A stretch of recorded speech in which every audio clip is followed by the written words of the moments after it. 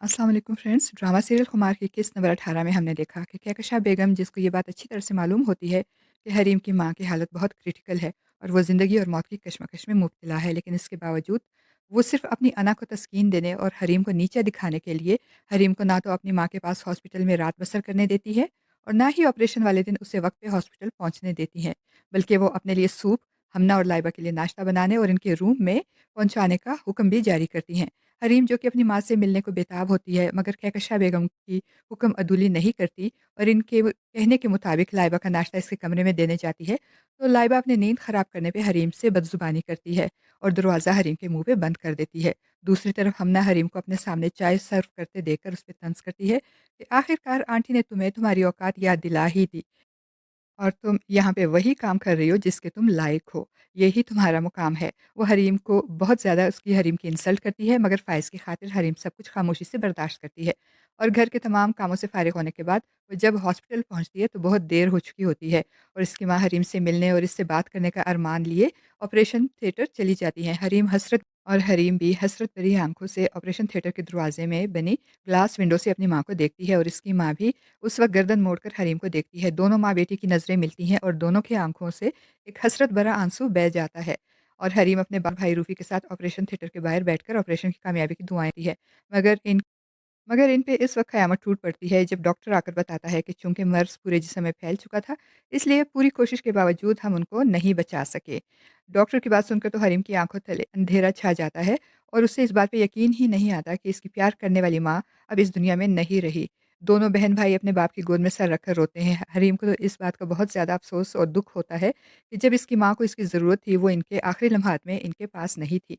नासिर की माँ और बहन भी ताज़ियत के बहाने आकर हरीम पे तंज़ के तीर बरसाती हैं और इसी वक़्त कहकशा बेगम भी दुनिया दिखावे के लिए हरीम की माँ की ताज़ियत करने आती हैं। तो नासिर की माँ इनसे अपने पुराने ताल्लुकात का ज़िक्र करती है और कहती है कि मैं आपकी पड़ोसन थी। लेकिन कहकशा बेगम नासिर की माँ को पहचानने से इनकार करती है और हरीम को घर जल्दी आने की ताकीद करके खड़े-खड़े वापस चली जाती है। और बाहर निकलते हुए इनकी मुलाकात नासिर से हो जाती है, तो नासिर भी इनसे अपना तारुफ़ करवाता है। तो कहकशा बेगम इसको कहती है कि अच्छा वो तुम हो जिसकी बला मेरे बेटे के गले पड़ गई है। जिसमें नासिर इनसे कहता है कि मेरे पास ऐसी गिदड़ सिंगी है जिसकी मदद से आपकी जान इस बला से छूट सकती है बेगम।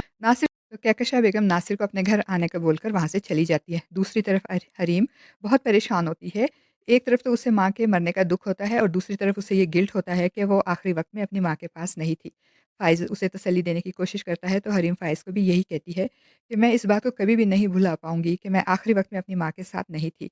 उसको नासिर की धमकी का डर भी होता है और एक बार फिर फ़ाइज़ से वादा लेती है कि वो इससे कभी भी बदगुमान नहीं होगा, चाहे हालात जैसे भी हों, कभी मेरा साथ नहीं छोड़ेंगे आप।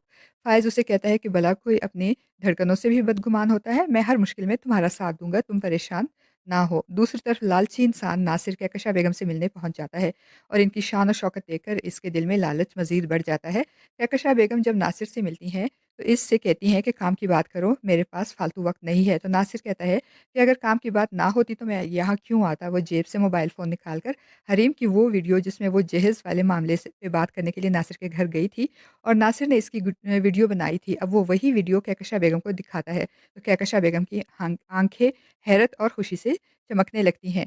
वो हाथ बढ़ाकर नासिर का मोबाइल पकड़ने की कोशिश करती हैं, तो नासिर अपना हाथ पीछे हटा देता है क्योंकि वो तो कहकशा बेगम से बड़ा फ़ायदा हासिल करना चाहता है। इसलिए वो कहकशा बेगम से कहता है अगर आपको ये वीडियो चाहिए तो आपको मुझे पैसे देने होंगे और जब आप मुझे पैसे दे देंगी तो मैं ये सब वीडियोज़ आपको दे दूँगा और कहकशा बेगम नासिर की बात मान लेती हैं। फ्रेंड्स, आपको हमारा आज का ये रिव्यू कैसा लगा? कमेंट बॉक्स में अपनी राय का इज़हार ज़रूर कीजिएगा।